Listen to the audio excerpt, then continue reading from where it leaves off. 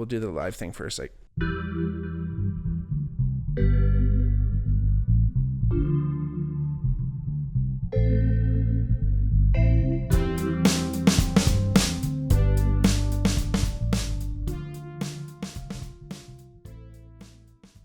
hey everybody, welcome back to the Bigmark podcast. It's me, your host, Bigmark.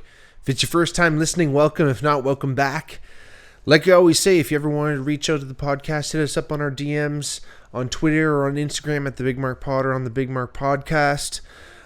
You can also donate to the podcast if you've ever liked to patreon.com/the Bigmark Podcast. Follow us along. Subscribe to our channel, like the video. If wherever you're listening, please rate the podcast as high as you like, hopefully 5. And yeah, thank you so much for listening. Again, it's been such a pleasure. I love doing all these episodes, and moving on to another studio soon, and it's going to be really exciting, into a new apartment and new house, and it's going to be really fun, and again, it's interesting and it's bittersweet, and it's been great in here, and I'm gonna miss the beautiful wood background, but I think there's a couple more episodes till I'm over there. So again, thank you so much to everyone who's been with me since the beginning, and again, I love all of you. Thank you so much. And I wanted to talk about something that was, I guess relatively topical, just because I just finished watching the last episode. But I want to talk about the new HBO show, House of the Dragon. I always call it House of Dragons, but what can you do? House of the Dragon. Season 1 just finished. Really, really cool season. If you've never heard of it, it's the prequel to the Game of Thrones series. It's based on the George R.R. Martin novel Fire and Blood, and if you don't know, obviously I'm going to drop my spoiler warning now. If you haven't watched the series, go finish it off. But I want to kind of preface this entire episode with, how should I put this? Last couple episodes, seems like I kind of been doing these little themes here, but with talking about fantasy, and then talking about Rings of Power that just finished, and then talking about this, I mentioned a few times, fantasy isn't necessarily the first genre that I'm going to go to. I don't know what it is. I think Lord of the Rings, to me, is as far as I go into it, and I thought because of just the general comprehensiveness, as I've mentioned before, of the lore, it just makes a little bit more sense to me, and I feel like there's few worlds that match that. Now, I might be wrong. Hit me up. Anyone listening out there that knows of another, generally relatively similar fantasy genre that isn't just a Lord of the Rings ripoff. But again, not necessarily always the first genre I go to, and especially like knights and dragons and castles and fucking kings and queens and shit.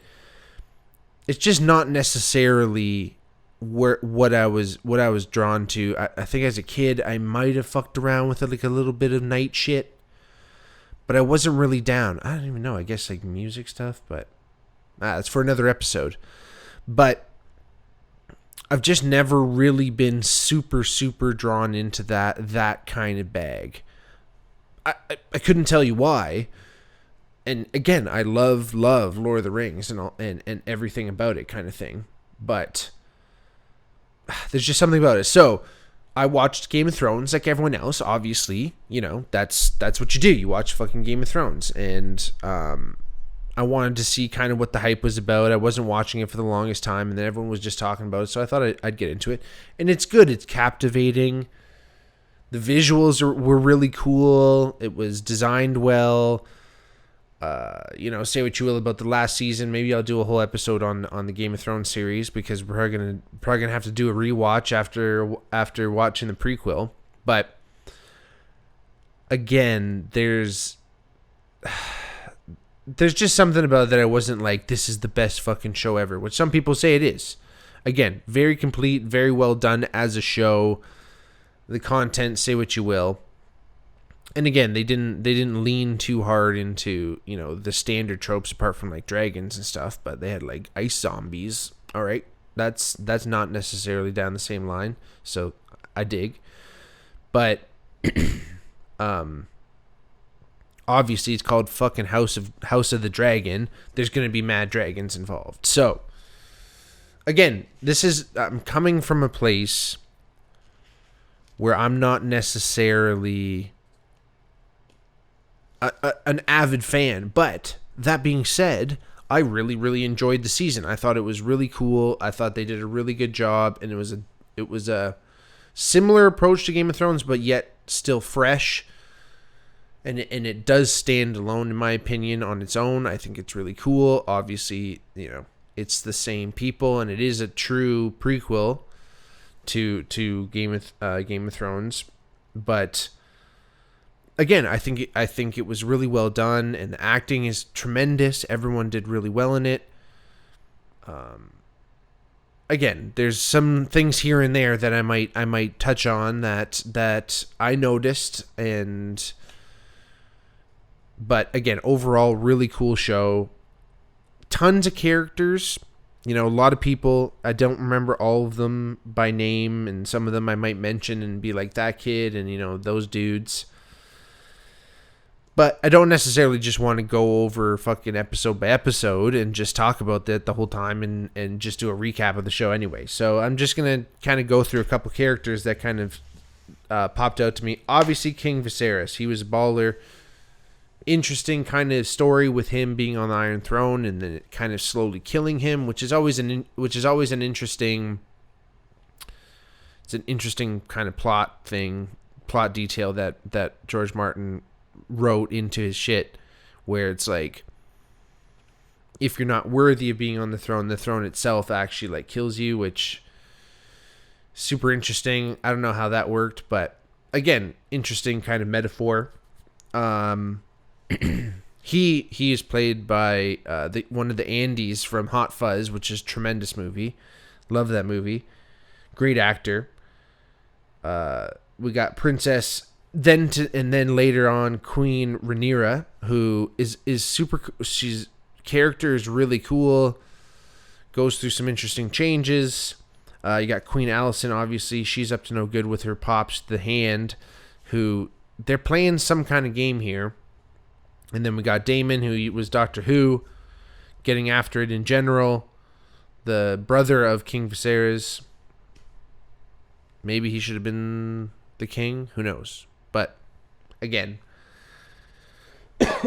one of the great episodes, though, I thought the end of episode 8 was really cool. That's the one, again, spoiler alert, double spoiler alert for everybody, when King Viserys dies. Really cool scene, I thought. Pretty gruesome. The whole show is like relatively gruesome. Like, I just finished watching the last episode, and like Rhaenyra like gives birth to a stillborn and like fucking has to wrap it up. It's fucking heavy duty, man.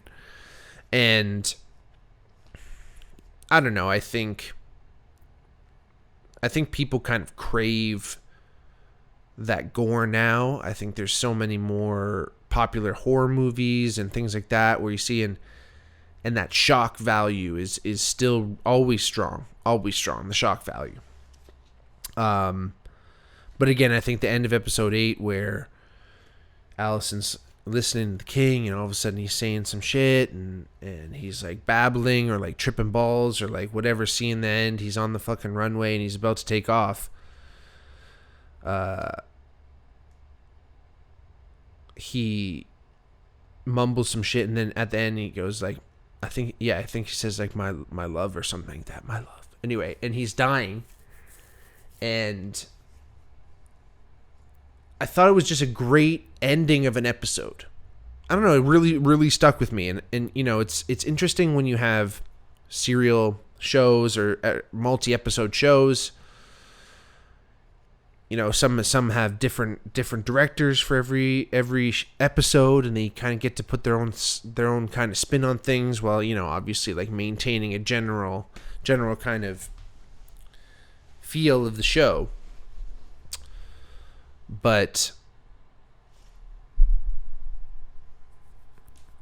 I think the big thing with television and the multiple episodes, especially when you're basing stuff off books, I think it's truly the only way to go. It's the only way to go because it does give you that possibility of having different directors in there looking at different things, but also it just allows you to tell the story in a little bit more of a long form. You can't necessarily, hats off to Peter Jackson and everyone who's worked on the Lord of the Rings trilogy and even The Hobbit. It was tough to do in 3 movies when they put a bunch of different stuff into it. But again, the Lord of the Rings series, tough to do in 3 movies, but they did a good job, depending on who you're asking. But they did a really good job, and I think now with streaming services, it's actually allowed that the technology has actually allowed us to be able to put out shows like this that are multiple episodes and covering this, and again, really, really cool. Obviously, again, House of the Dragon, lots of dragons are involved. You got big ass dragons. We got Vagar. We got Vermithor is this new chap on the block. Really, again, I mentioned this before. I wasn't a big dragon kid, I guess. Dinosaurs, maybe. Dragons, not necessarily. So I could never really get super into the dragons, but super badass, They have a great effect when you ride into a meeting of the minds, so to speak, when there's a little council of something or other, and you ride in on a dragon. Super badass. I think it's interesting that they use them kind of as like a weapon too, and again, the whole allegory of Game of Thrones in a way is interesting because there's different metaphors for different things, but the Targaryens kind of take over the throne again with use of force, and I'll kind of get into this later on. But even that like long neck boy that Daemon fucking rides, right? Like they're interesting. They have different personalities and different looks. Obviously, we know how it went in Game of Thrones as well with the dragoons. But obviously, they're a little bit more prevalent in, the show with their namesake. One of the other things that was really interesting in the show was obviously the aging. And it's funny because I kind of talked about this a little bit in the Rings of Power episode, our last episode, where the showmakers kind of ran into a bit of an issue with the time span that they have to cover. So obviously, for Rings of Power, the Silmarillion, all that ancient history of the Tolkien lore is thousands of years. So to be able to tell the story truly chronologically, you'd have to recast the men almost every episode, and you'd have to recast the dwarves and stuff and all that, and everyone but the elves who don't really age. So it would be tough to recast. Now it's interesting because that's exactly what they did in House of the Dragon. Mind you, it's only 6 to 10 year jumps that they do here. So a little bit more manageable, but the comment of, oh, we're not going to be able to know who's who, you kind of figure it out. Obviously, it's a new actress, but they're older, and obviously people age, so it would be much weirder to have a little girl still playing like a grown woman. So, anyway, interesting, obviously, as everyone noticed, too, that basically they recast all the women, but they didn't really even recast the young men who were in it, and they just, I guess I guess men don't age as much, or they don't look different as women. Super interesting there, but they did what they did, and they obviously hair and makeup changed as things do, but again, just really interesting how they kind of tackled that issue a little bit differently. Now this is my one.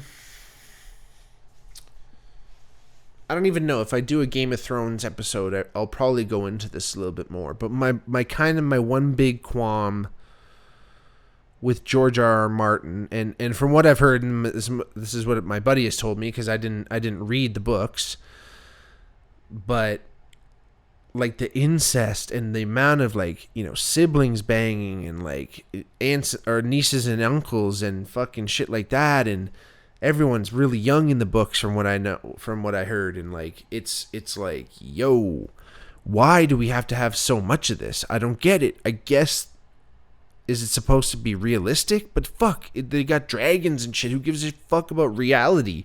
Why are you even writing that, bro? And in House of Dragon, they fucking have Rhaenyra and Daemon get together. Full fucking uncle and niece, full marriage, the whole deal. And their first sex scene was fucking bunk, if you ask me. But I'm not necessarily here to bash this show. Obviously, I really enjoyed it. But the casual incest, man, the casual incest is just, it's a lot. It's a lot to deal with. People got more fucking in arms about Allison selling feet pics to the fucking middle finger, the little fucking weird guy who yanked off to her fucking feet. People got more up in arms about that than the goddamn incest. So it's an interesting thing about the entire Game of Thrones thing. It's spicy. I get it. I'm into it. Wait. No, but again, it's a lot. It's a lot to deal with. One thing that I really kind of got hung up on with the show was the whole hand. Rhys Ifans, the kicker from fucking The Replacements, my boy. He plays the hand of the king, and basically from day one he is conniving as motherfuck, but it's pretty subtle. I mean, maybe that's arguable, but it's pretty subtle. And he's dealing with.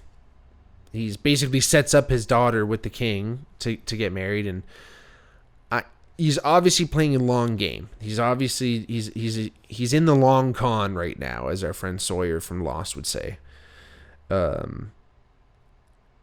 I kind of wish it played out a little bit more in this season, but they're probably going to be stretching it out. But obviously he's up to something. He's got to survive this whole doings that's about to happen, because holy shit, the end of the season finale, episode 10, that fucking buddy chomped on a motherfucking dragoon and I guess ate the kid. I don't even know. They didn't really show what happened to the poor kid, the Targaryen child, who is obviously Buddy Strong's fucking kid or some shit like that.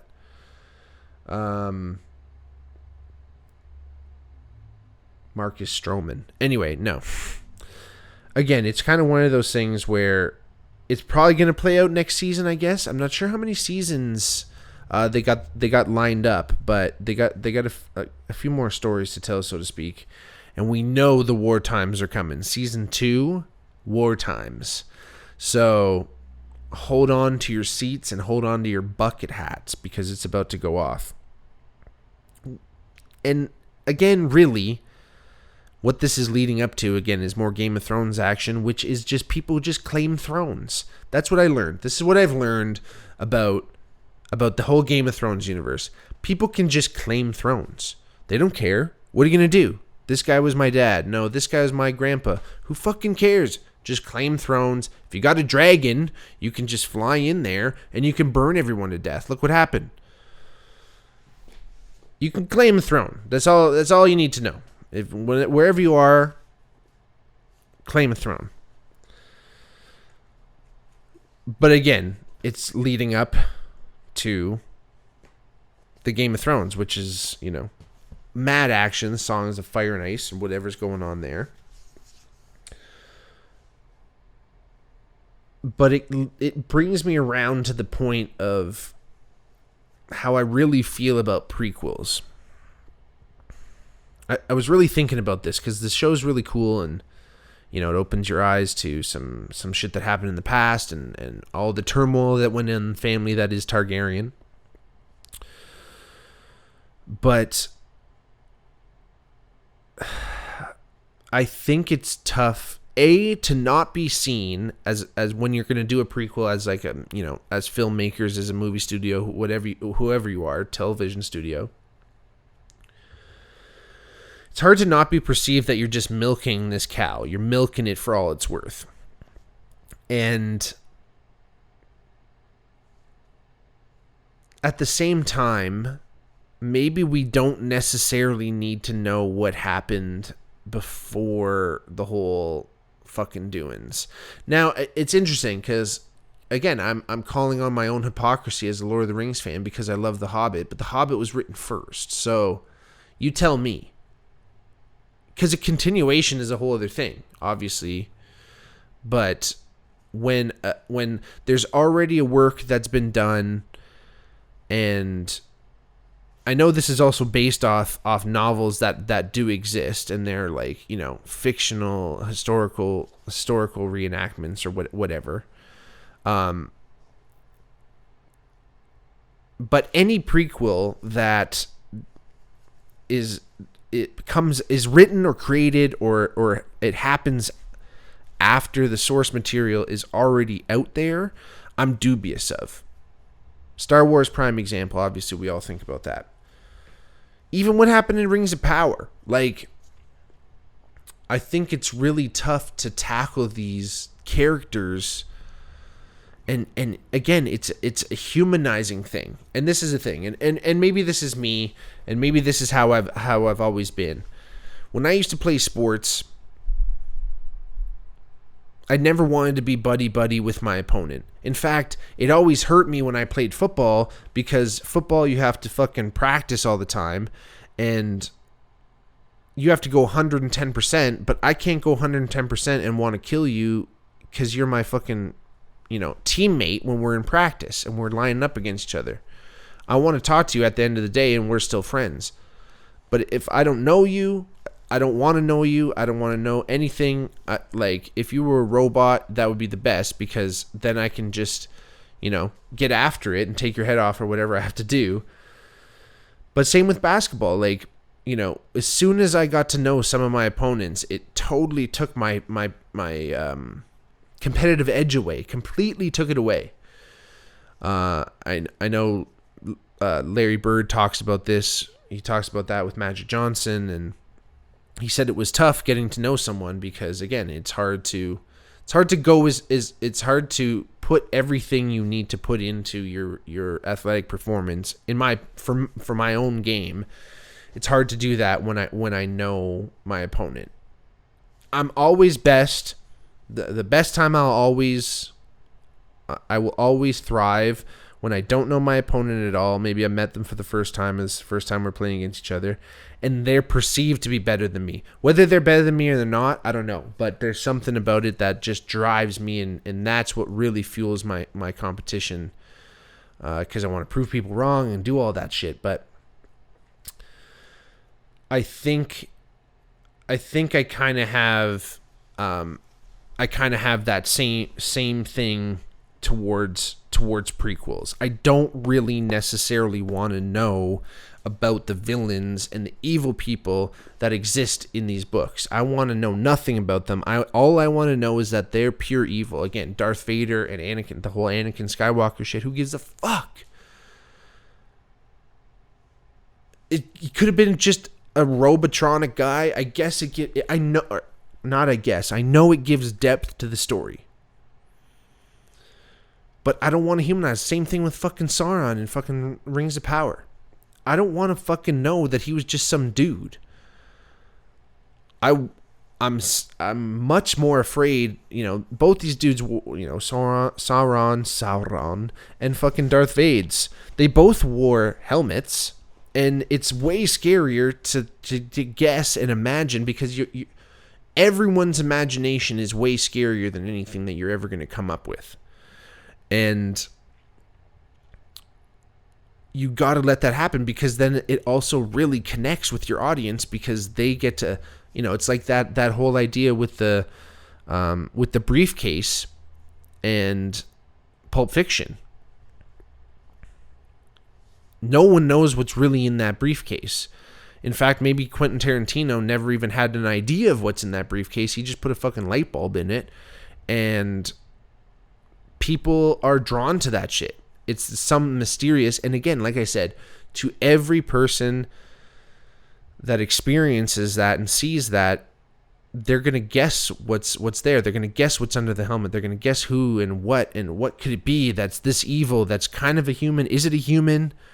Was it, who cares? Let those questions lie, because in fact, they're the questions that fucking run, that keep people guessing and endear them to your movie or show or whatever it might be, because you're giving them something so personal. Even though it might be, again, these questions that linger, you're giving them something so personal. I think that's all I got, man. I think you guys know how I feel about prequels, and it's interesting, and I think that they're pretty cool, but it's a dangerous game. The prequel's a dangerous game. Anyway, thank you so much for listening. Come on back next week. Can't wait. Who knows what the episode's going to be? Ooh, mysterious. But follow along on our Twitter or Instagram at the Bigmark Pod or at the Bigmark Podcast. Please drop us a line, DM us anytime. Share the podcast with your friends. If you share it with one friend, we can double the podcast overnight.